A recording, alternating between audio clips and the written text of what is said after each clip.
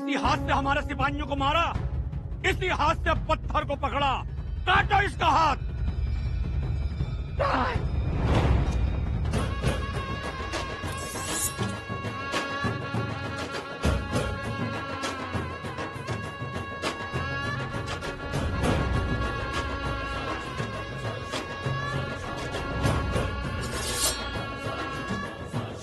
शंभुराजे,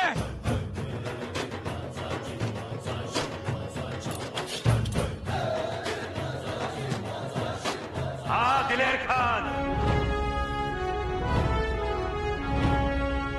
हाँ दिलेर खान, आपने हमें हमारे नाम से पुकारा। होय, आणि यापुढे याच नावानं हाक मारू, दिलेर खान.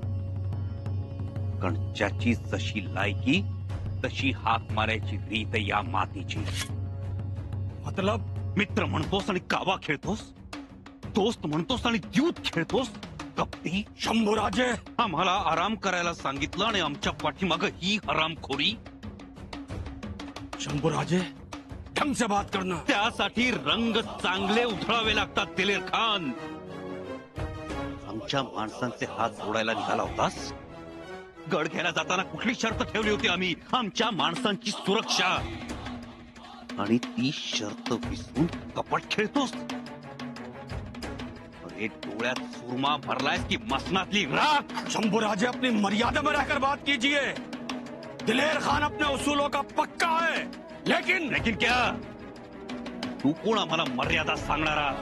शंभुराजे, आप ये मत भूलना कि आप इस वक्त मुगलिया सल्तनत में खड़े हैं. हमारे दोस्त हैं, हमारी हिफाजत में हैं, इसलिए महफूज हैं. और आप हमारी खिलाफत कर रहे हैं. आम्ही मुळीच खिलाफत केली नाही, पण तुम्ही मात्र विश्वासघात केलाय, तोही कपटाचा लिबास घालून. दिलेर खान, तुझं कपट आम्ही ओळखलंय. शंभुराजे, जुबान संभाल कर बात करो. कौन कपटी? तुम्ही कपटी. आदिलशाही मुलखावर चालून न जाता आम्हाला स्वराज्यावर चालून येण्यास भाग पाडलंस. आमच्याबद्दल गैरसमज पसरवलेस. आम्हाला आमच्या वडिलांपासून तोडण्याचा प्रयत्न चालवलायस. क्या कर लोगे? काय करणार? हाँ, क्या कर लोगे? छावे आहोत आम्ही. कंडस्थळावर छेप घेऊन कंडस्थळ फोडून टाकू.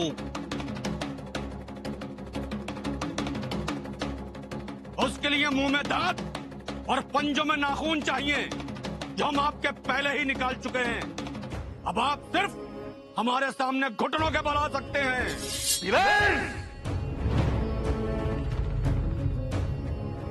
आम्ही दोस्तीला जागतो म्हणून आमची समशेर उसळत नाही, नाहीतर हे मुडकं केव्हा थडा वेगळं केलं असतं.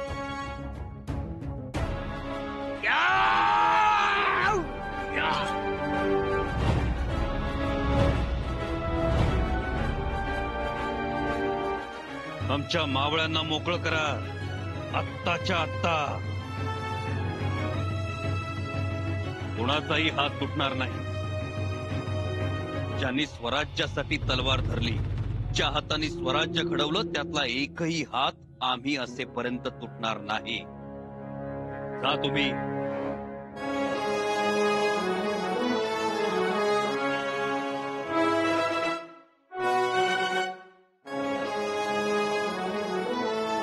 दिलेर खान तुझ्या नावातच दिलेर, पण दिलेरी तर आमच्या स्वभावात आहे.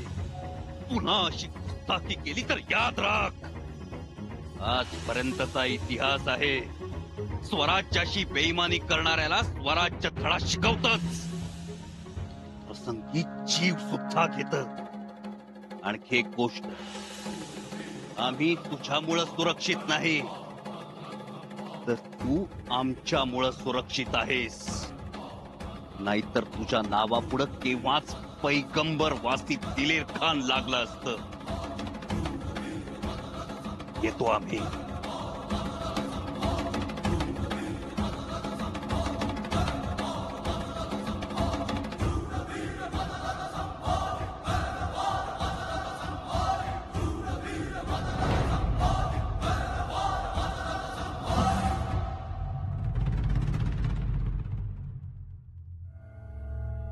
भूपाळगडावर रक्तपात झाला. आपण हारलो. हरलो काय? हारजीत कुठे नाही, पण शरण आलेल्या 700 मावळ्यांचे दिलेर खानानं हात तोडले. काय? अयो, आणि तेही शंभूराजांच्या समोर तोडले. आणि त्याला त्यांची संमती होती. एका शब्दानं बोलले नाही की थांबा म्हणून. अनाजी पंत, माझा विश्वास बसत नाही. विश्वास तर माझाही बसत नव्हता, पण ते झालं. ज्या ज्या मावळ्यांनी हातात तलवारी धरल्या होत्या त्या मावळ्यांचे हात जाडजूड ओंडक्यावर दाबून धरून दिलेर खानाच्या जल्लादाने तोडले. असं घडलं असेल तर खूप वाईट झालंय. अहो, मावळ्यांच्या किंकाळ्याने भूपाळगड नकशखांत हादरलाय. पण अनाजी पंत, शंभूराजा असताना असं घडणार नाही. शरण आलेल्या मावळ्यांनाही ही अशी वागणूक दिली जाते. हा महाराजांचा अपमान, स्वराज्याचा अपमान. तोच झाला. त्यांच्या एवढ्या मोठ्या पराक्रमाला काळोखी फासली. चला आता हे सगळं आपण सगळ्यांनी मिळून महाराजांना सांगूया. अनाजी पंत, महाराजांच्या कानावर घालायला हरकत नाही, पण खबरेची शहानिशा तरी करू. म्हणजे आम्ही बोलतो त्याच्यावर तुमचा विश्वास नाही. अजूनही युवराजांवरतीच भरोसा. भरोसा? कुमान चला आमच्या बरोबर. उद्या तुमचे हात कलम झाले तर कलम धरता येणार नाही हातात आयुष्यभर तुम्हालाही. कसला विचार करताय? अहो, हे स्वराज्य आहे. मोगलाईच्या बिया इथल्या मातीत रुजण्या अंकुरण्या अगोदर त्या फेकून दिल्या पाहिजेत. आपण अष्टप्रधानांनी एक मुखानं महाराजांना सांगूया की शंभू राजांना युवराज पदावरून पदच्युत करावं. माझं एवढंच म्हणणं आहे, ज्याने जसं पाप केलंय तशी त्याला शिक्षा मिळावी, आणि ती देणार. भूपाळगडावर त्या 400 मावळ्यांचं काय झालं असेल या नुसत्या कल्पनेनं रात्रभर आमच्या डोळ्याला डोळा नाही. आमचंही तेच झालंय. आज पूजेतही नेहमीसारखं लक्ष नाही लागलं आमचं. आम्हाला आमचं लेकरू परत हवंय. हो, हे जरा असं चालू राहिलं तर एक दिवस स्वराज्याला कायमचे परके होऊन जाते शंभूराजे. इथली रयत त्यांना आपलं मानणारच नाही. हो सुनबाई, तुम्ही आमच्या सोबत चला. आपण महाराजांना निक्षून सांगू की वाटेल ते करा, पण शंभूराजांना स्वराज्यात परत घेऊन या.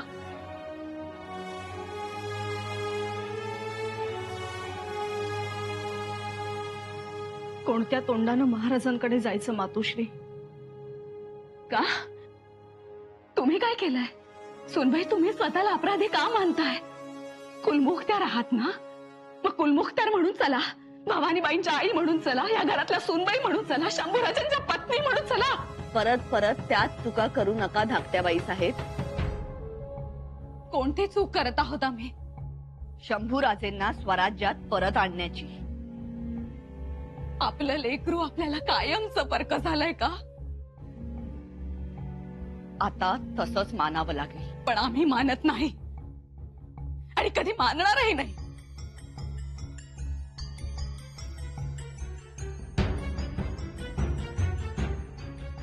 चला सुनबाई. थांबा.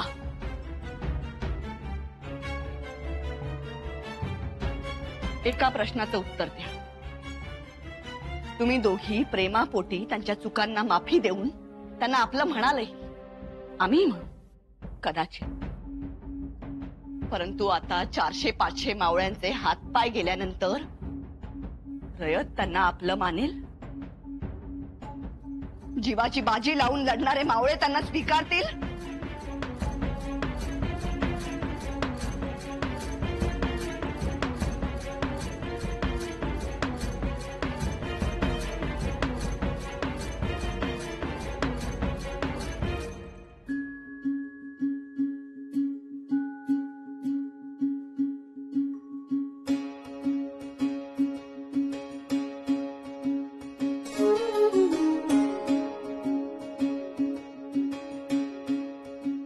काळजी बाबा, आम्हाला माफ करा. आमच्यामुळे तुमच्यावर हा प्रसंग ओढवला. तुमच्यामुळं नाही युवराज, अहो याच्या अगोदर बी असाच प्रसंग आला होता माझ्यावर. धर्मशास्त्राप्रमाणे शिक्षा द्या चोराला, हात तोडण्याची.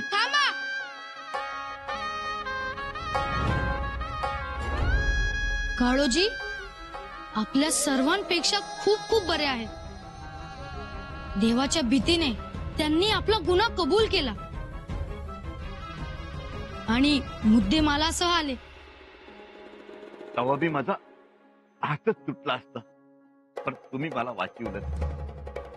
नुसतं वाचवलंच नाही तर या दातानं देवावर अभिषेक करून घेतला.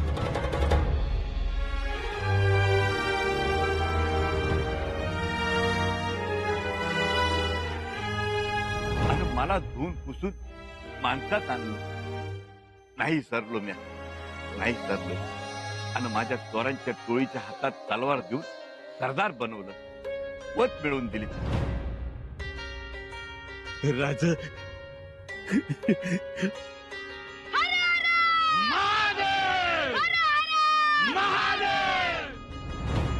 आणि आता तुम्ही कसली माफी मागताय युवराज? अहो तुमच्यासाठी हातच नाही, मान कापली गेली असती ना तरी म्या हुकात चूर केलं असत. काळजी बाबा. युवराज, युवराज तुमचं मन लय मोठं आहे. महाराजांच्या पावलावर पाऊल टाकून चाललाय. आम्ही आहोत तुमच्या बरोबर. आम्ही आहोत. काळजी बाबा. नाही युवराज, नाही, डोळ्यात पाणी आणू नका. अहो तुमच्या डोळ्यात महाराजांची स्वप्न राहत्यात. ती जर वाहून गेली तरी या काळोजीला लय वाईट वाटेल बघा, लय वाईट. काळजी बाबा, काय बोलला? अहो जातीवंत चोर आहे ना, दिवसाचं कमी आणि अंधारात जास्त दिसतं मला. तुम्ही बिनगोर राहा. स्वराज्यातली कच्ची बच्ची तुमच्या माग आहे, तुमच्याच माग आहेत.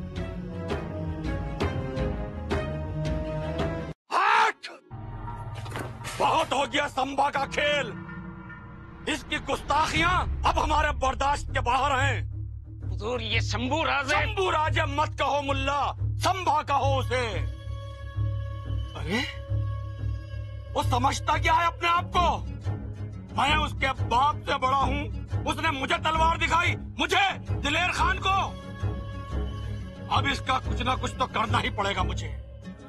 हुजूर, ये बात तो हम कब से आपको कह रहे हैं.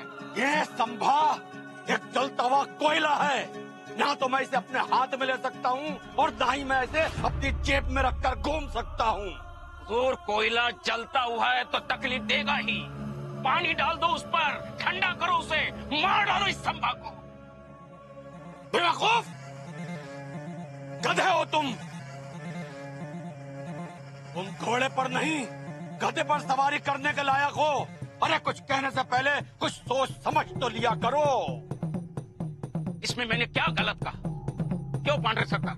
माझ्या तर डोळ्याच्या मोरनं युवराजांची तलवार आणि हुजुरांची मान हटनच झाली. लय मोठं धाडस केलं युवराजाने. कुछ समझ में आया? उसे मारना इतना आसान है? हाँ है. खान साहब वो अकेला है और हम इतने सारे हैं. चुप, एकदम चुप मुल्ला. 2 साल लगे हैं मुझे उसको यहाँ लाने के लिए. 2 साल. इन 2 सालों में ना ही मैंने कोई लड़ाई लड़ी और ना ही कोई बहादुरी दिखाई. तब जाकर संभा मेरे जाल में फंस गया. हुजूर, मछली फंस गई है तो मार डालो उसे. नहीं मुल्ला नहीं, इस मछली को तो हमें संभाल कर रखना है. इसी मछली की वजह से हमारी सूबेदारी की गद्दी हमेशा तैरती रहेगी और यही मछली हमें आलमगीर के गुस्से के समंदर में डूबने से बचाएगी. आता आलं ध्यानात. शंभूराजांना सोबत ठेवलं तर हुजुरांचा आप वाढणार. त्यांना मारलं तर हुजुरांची बदली एकदम तिकडं रेगिस्तानात. ऐका नाही. सच्चा मुगल है पांडरे तू, बात तेरी समझ में आ गई. संबा को हम अपने पास रखेंगे, उसके कंधे पर रखकर हर तीर चलाएंगे स्वराज्य पर. हर जीत संबा के नाम पर दर्ज होगी. उसका कद जितना बढ़ेगा मुगल सल्तनत में, उतना ही वो बदनाम होगा स्वराज्य में. वो चाह कर भी स्वराज्य में नहीं लौट सकेगा. वो एक ऐसा युवराज होगा जो कभी राज नहीं कर सकेगा. जीते जी पल पल मरेगा वो, और ये सोच सोच कर पागल हो जाएगा कि मैं यहाँ आया क्यों, दिलेर खान से मिला क्यों. नाही पण माझ्या डोळ्यामोरनं तर ती तलवार आणि तुमची मान हटणच झाली. मालूम है, याद है हमें पांढरे, याद मत दिलाया करो. आता प्रल्हाद पंत जर आपल्या बाजूने बोलले तर आपल्या सांगण्याला एक वेगळं वजन येईल. हे काय, आलेच प्रल्हाद पंत. खबर तुम्हाला मिळालीच असेल. आता हे सांगा, तुम्ही कोणाच्या बाजूने आहात? मी सत्याच्याच बाजूने असतो. आमचं तरी काय, तेच सत्याची बाजू. आता हे सत्य आपण महाराजांच्या कानावर घातलं पाहिजे, आणि ही चांगली संधी चालून आली आहे. म्हणजे युवराज आतापर्यंत ज्या पद्धतीने वागलेत त्याची एक तुणुकच आपल्याला दिसले की, आणि तीच महाराजांच्या कानावर घालायची. कळलं? आता कुणीही कमी पडायचं नाही. हो, म्हणजे तिथं जायचं, मुजरा करायचा आणि गप्प उभं राहायचं हे आता बंद. आता सगळ्या गोष्टी महाराजांच्या निदर्शनाला आणायच्या. आणि हे सगळं महाराजांच्या डोळ्यासमोर घडतं. त्यांच्या कानावरती ह्या खबरा गेल्या असतीलच. होय, खबरगीर सारखेच येत आहे. हो ना, मग काय प्रश्नच नाही. पण अनाजी पंत, हंबीरराव सदरेवर असतील ना, ते आपली बाजू उचलून धरतील? धरतील, धरणार. ही युवराजांची धोंड एकदा बाजूला निघाली की राजाराम राजेंचा मार्ग मोकळा होतो की नाही. शेवटी रक्ताकडे रक्तओढ घेतच हो. चला, आज सोक्ष मोक्षच लावायचा. तुम्ही पुढे व्हा, मी येतोच.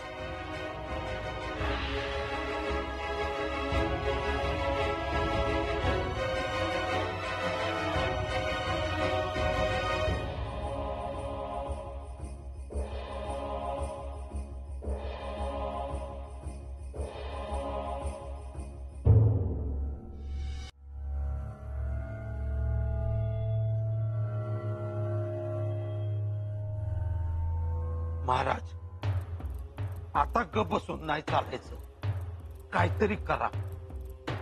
होय महाराज, युवराजांनी रायगडावर बोलावून घ्या. आम्ही देखील तोच विचार करतो, पण शंभूराजेंनी यायला हवं ना. अहो, येत्याल ते. त्यांना बी आता कळून चुकलं असेल काय खरं काय खोटं. दिलेर खानाचं सुख, मोगलाईचं सुख त्यांच्या बी ध्यानात आलं असेल. महाराज, मला तर या समध्या गोष्टीमध्ये वेगळाच दर्प येतो. या कोणत्या गोष्टीचा दर्प येतो? भोपाळगड ज्या हिकमतीने दिलेर खानाने घेतला, तसंच दुसऱ्या गडावर बी हल्ला करल तो.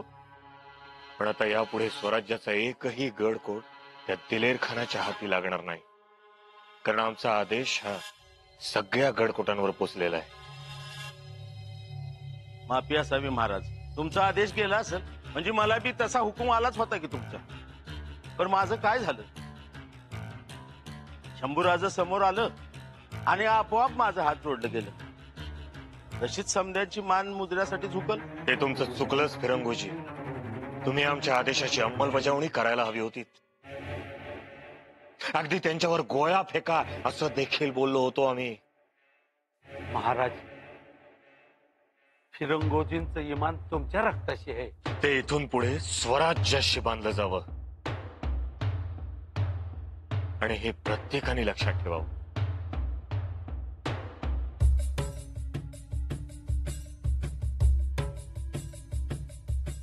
महाराज, वर्दी न देता आलो. या बोला. आज अचानक मोरा खाशा सदरेकडे वळवला? म्हणजे असं की महाराज, आम्हाला आपणाशी थोडस बोलायचं आहे. काय बोलायचं आहे? महाराज, आम्हा अष्टप्रधानांना शंभूराजांबद्दल बोलायचं.